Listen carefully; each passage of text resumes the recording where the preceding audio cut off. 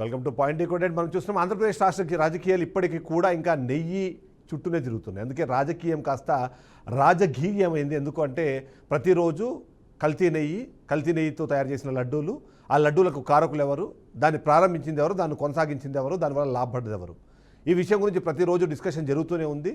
ఆ discussion continue అవుతూనే ఉంది.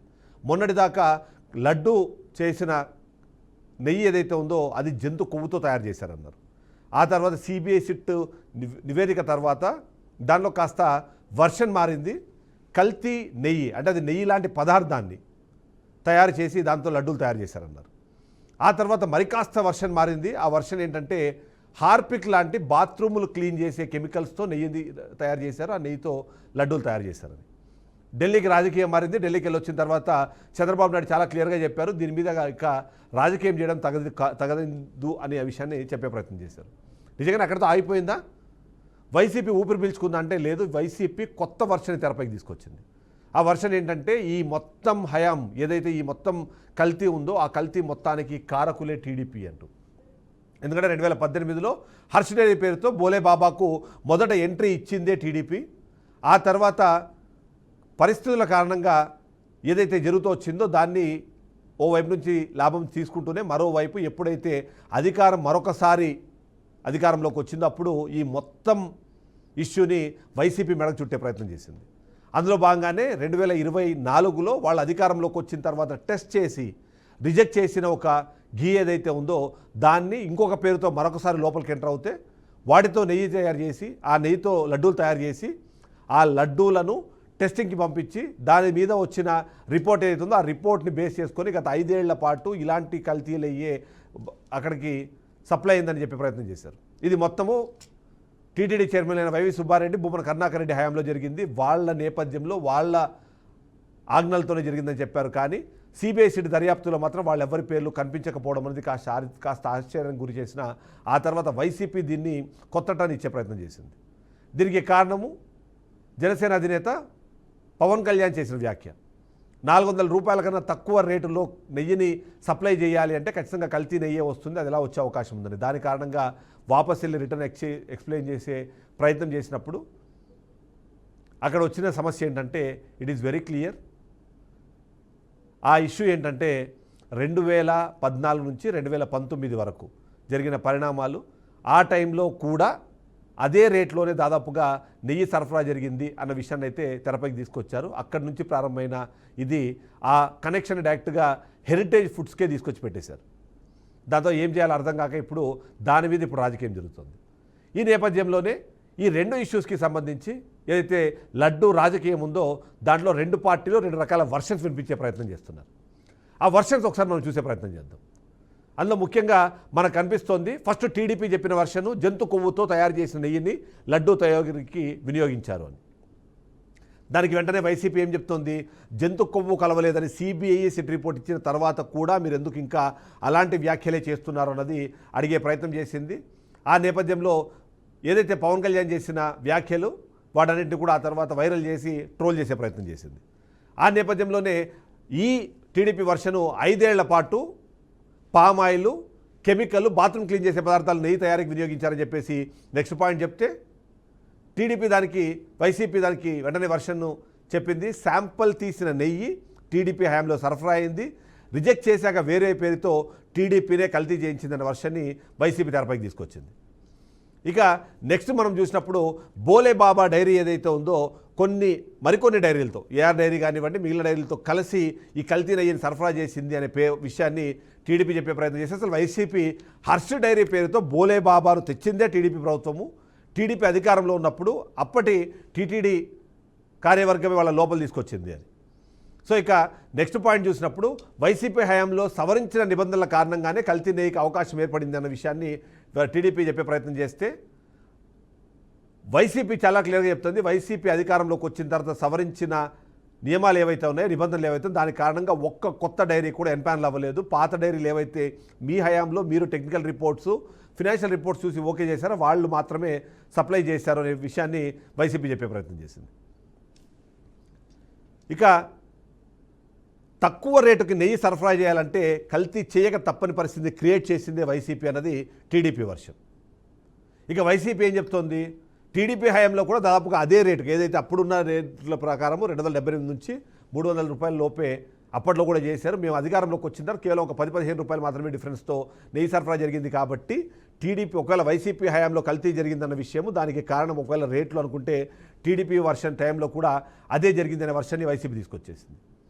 టీడీపీ చెప్పింది బోలే బాబానే డిఫరెంట్ నేమ్స్తో సరఫరా చేసింది అని చెప్పే ప్రయత్నం చేస్తే, వైసీపీ 2014 నుంచి 19 వరకు కూడా జరిగిన లడ్డూలకు సంబంధించిన నెయ్యి అవుతుంది అది హెరిటేజ్ తన సంస్థలతోనే నెయ్యి సరఫరా చేసింది అన్నది వైసీపీ వర్షం తీసుకొచ్చే ప్రయత్నం చేసింది. ఇక అప్పటి ముఖ్యమంత్రి టీటీడీ చైర్మన్లు కల్తీ నెయ్యికి బాధ్యులంటూ టీడీపీ వర్షం చెప్పే ప్రయత్నం చేస్తుంటే, అసలు జరగడానికి కారణమైన చంద్రబాబు, ప్రస్తుత కూటమే కల్తీ నెయ్యికి సూత్రధారులు అనే విషయాన్ని వైసీపీ చెప్పే ప్రయత్నం చేస్తుంది. సో ఆ విధంగా చూస్తే మాత్రం ఇక్కడ ఎవరి వర్షన్స్ వాళ్ళు వినిపించే ప్రయత్నం చేస్తున్నారు, కానీ ఎవరు ఏ వర్షన్ వినిపించినా సరే ప్రజలు దాన్ని ఎలా చూస్తున్నారు అన్నది ముఖ్యంగా ఇక్కడ మాట్లాడుతున్న అంశాలు. వాటిల్లో నిజంగానే హెరిటేజ్కి దీంతో సంబంధం ఉందా లేదా అన్నది ఇప్పుడు ఓవైపు మండలిని ఇబ్బంది పెడుతుంది. అంటే మండలిలో జరుగుతున్న సమావేశాలు పక్కన దారి బట్టి కేవలము హెరిటేజ్తో పాటు ఉండే ఇందాపూర్ డైరీ, మదర్ డైరీ ఇవన్నీ కూడా హెరిటేజ్కి సంబంధించిన ఒక సిండికేటు. దాని ద్వారా 2014 నుంచి 2019 వరకు 2024లో ఎప్పుడైతే అధికారంలోకి వచ్చిందో ఆ సమయంలో కూడా వీళ్ల పేరు మీదే నెయ్యి రేటు గురించి డిస్కషన్ చేసి 650 రూపాయలకు వాళ్ళతో నెయ్యి కొంటున్నారన్న విషయాన్ని తెరపైకి తీసుకొచ్చింది వైసీపీ. ఈ నేపథ్యంలో టీడీపీ ఏం చెప్తుంది, అసలు హెరిటేజ్కి ఇందాపూర్ డైరీకి అసలు సంబంధం లేదు, సంబంధం ఉంటే ఆధారాలు చూపించండి అని. దీనికి సంబంధించిన ఒక డిస్కషన్ అయితే ఇప్పుడు రాష్ట్రంలో చాలా క్లియర్గా జరుగుతుంది. దీనికి స్టార్ట్ చేసింది మాత్రం మండలిలో వైసీపీ తరపున ఎవరైతే ఫ్లోర్ లీడర్గా ఉన్నారో, శాసనసభ విపక్ష నేతగా ఉన్నారో ఆయన ఈ విషయాన్ని చెప్పారు. బొత్స ఏం మాట్లాడారు ఒకసారి మనం చూద్దాం.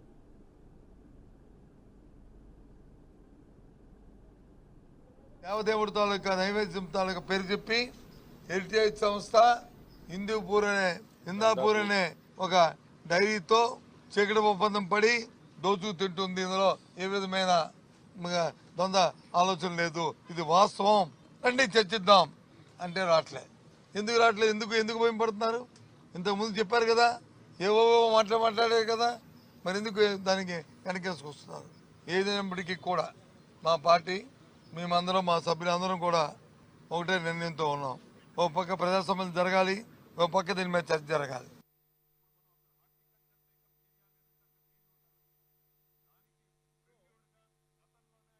ఛాలెంజ్ చేశాం, ఇందాపూర్ డైరీకి హెరిటేజ్కి ఎక్కడైనా సరే చిన్న సంబంధం ఉన్నా మీరు తీసుకురండి, చిన్న ఆధారం ఉన్నా తీసుకురండి, గంటలు చర్చిద్దామంటే తీసుకురాకపోగా ఛాలెంజ్ చేశాం.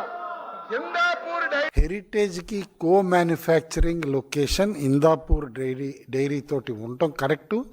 కానీ అక్కడ చేసేదేంటి, skimmed milk powder, cheese, UHT milk, paneer. ఇందులో ఎక్కడన్నా నెయ్యి ఉందా? అండ్ ఇంకొకటి, 22 చోట్ల హెరిటేజ్కి మ్యానుఫ్యాక్చరింగ్ యూనిట్లు ఉన్నట్టు వార్తల్లో రాశారు. హెరిటేజ్కి అసలు ఉంది 15. సో టీడీపీ నాయకులు, టీడీపీకి సంబంధించిన విశ్లేషకులు పరస్పర విరుద్ధంగా చేసిన వ్యాఖ్యలు ఏవైతున్నాయి ఇవాళ అవి వైసీపీకి ఆయుధంగా మారాయి. మొదటగా అచ్చెన్నాయుడు మాట్లాడిన మాటలు ఏంటి, అసలు ఇందాపూర్ డైరీకి హెరిటేజ్కి సంబంధం ఉందని చెప్పి చూపించడానికి దగ్గర ఒక్క ఆధారం ఉన్నా సరే ఆధారం చూపించండి అంటున్నారు. ఆ ఆధారం సంబంధించిన స్క్రీన్ షాట్లు నేను మీకు చూపిస్తాను. ఆ స్క్రీన్ షాట్లు ఎక్కడి నుంచో తీసినవి కాదు, హెరిటేజ్కు సంబంధించిన వాళ్ళ అఫీషియల్ వెబ్సైట్లోనే ఉన్నవి. అయితే మొదటగా అది మ్యానుఫ్యాక్చరింగ్ యూనిట్గా ఉన్నింది. ఎప్పుడైతే దాని విషయము తెరపైకి వచ్చిందో ఇందాపూర్ డైరీని టార్గెట్ చేస్తూ 2014 నుంచి 2019 మధ్యలో ఇందాపూర్ డైరీ ఎలా అయితే దాంట్లో ఉందో, ఇందాపూర్ డైరీకి సంబంధించిన అంశము తెరపైకి వచ్చిన తర్వాత వాటిని మార్చేశారు అన్నది వచ్చేసింది. అందులో భాగంగానే దానికి సంబంధించి ఎలాంటి అంశాలు ఉన్నాయన్న దానికి సంబంధించిన స్క్రీన్ షాట్ ఇప్పటికే వైసీపీ సోషల్ మీడియాలో తిరుగుతున్నాయి, అందులో చూస్తున్నాయి. సో ఎక్కడ ఉంది అన్న దానికి సమాధానము వాళ్ళ విశ్లేషకులు, వాళ్ళ పార్టీకి సంబంధించిన కుటుంబరావు చాలా క్లియర్గా చెప్పేశారు. అది కో మ్యానుఫ్యాక్చరింగ్ యూనిట్.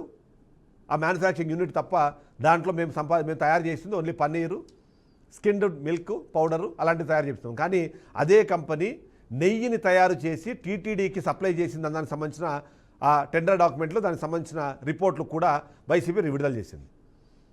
సో అసలు నిజంగానే ఏం మాట్లాడుతున్నారు? సంబంధం ఉందంటున్నారా, సంబంధం లేదంటున్నారా? సంబంధం ఉంది అంటే ఎలాంటి సంబంధం ఉంది, సంబంధం లేదు అంటే ఏం చెప్పే ప్రయత్నం చేస్తారు. ఇవన్నీ కూడా ఇవాళ డిస్కషన్ టాపిక్గా మారిపోయాయి. వైసీపీ ఏది మాట్లాడినా దానికి సంబంధించిన డాక్యుమెంట్లు ఓపెన్ చేసి చూపిస్తోంది. వాటికి సంబంధించిన వివరాలని ఒక ఎవిడెన్షియల్ ప్రూఫ్లో మాట్లాడుతుంటే టీడీపీ మాత్రం వాటిని పెట్టకుండా కేవలము మాటలతోనే పనిగారించే ప్రయత్నం చేస్తోంది అన్నది ఇవాళ చాలామంది విశ్లేషకులు కూడా భావిస్తున్నారు. ఇక మీరు రైట్ సైడ్ చూస్తున్న ఏదైతే ఉందో ఆ స్క్రీన్ షాట్ గురించి కూడా ఒకసారి నేను మాట్లాడదాం అనుకుంటున్నాను. నిజంగానే కడుపుకి అన్నం తింటున్నారా, లేకపోతే ఆ కల్తీ నెయ్యితో తయారు చేసిన లడ్డూలు తిన్నారా అన్న ప్రశ్న అడగాల్సి వస్తుంది. ఓవైపు సిబిఐ సిట్ చాలా క్లియర్గా జంతు కొవ్వు కలవలేదన్న విషయాన్ని చెబుతూ ఉంటే టీటీడీ అఫీషియల్ సైట్లో మాత్రం ఇప్పటికీ కూడా జంతు కొవ్వు కలిసింది అనే విషయాన్ని చెప్పే ప్రయత్నం చేస్తున్నారు. నిజంగానే అడగాలనుకుంటాను, నిజంగా మీరు అన్నానికి కడుపుకి అన్నమే తింటున్నారా, లేకపోతే ఆ జంతువుల కొవ్వుతో తయారు చేసిన లడ్డూలనో లేకపోతే ఇంకేమన్నా పదార్థాన్ని తింటున్నారా అని. ఓవైపు రాష్ట్రంలో ఉన్న దేవదేవుడి భక్తులు, ప్రపంచవ్యాప్తంగా ఉన్న వెంకటేశ్వర స్వామి భక్తులందరూ కూడా సరే కల్తీ జరిగింది పామాయిల్తో జరిగిందని కొద్దిగా ఊపిరి పీల్చుకుంటుంటే ఇప్పుడు కూడా జంతువుల కొవ్వు కలిసింది అనే విషయాన్ని చెప్పే ప్రయత్నము టీటీడీకి సంబంధించిన అఫీషియల్ ట్విట్టర్ లేకపోతే అఫీషియల్ సంబంధించిన ఫేస్బుక్ పేజీలో ఇలాంటి స్టేటస్లు పెడుతున్నారు. కల్తీ జరిగిందా లేదా అన్న విషయం పక్కన పెడితే జంతు కొవ్వు కలవలేదు అని చాలామంది ఇప్పటికీ కూడా భక్తులు ఊపిరి పీల్చుకుంటుంటే ఇలాంటి వాటిని మరొకసారి తెరపైకి తీసుకొచ్చే ప్రయత్నం చేస్తున్న టీడీపీకి సంబంధించిన అఫీషియల్ సైట్లను ఎవరైతే హ్యాండిల్ చేస్తున్నారో వాళ్ళని ఈ క్వశ్చన్ అడగాలని మరీ అడుగుతున్నారు అనిపిస్తుంది.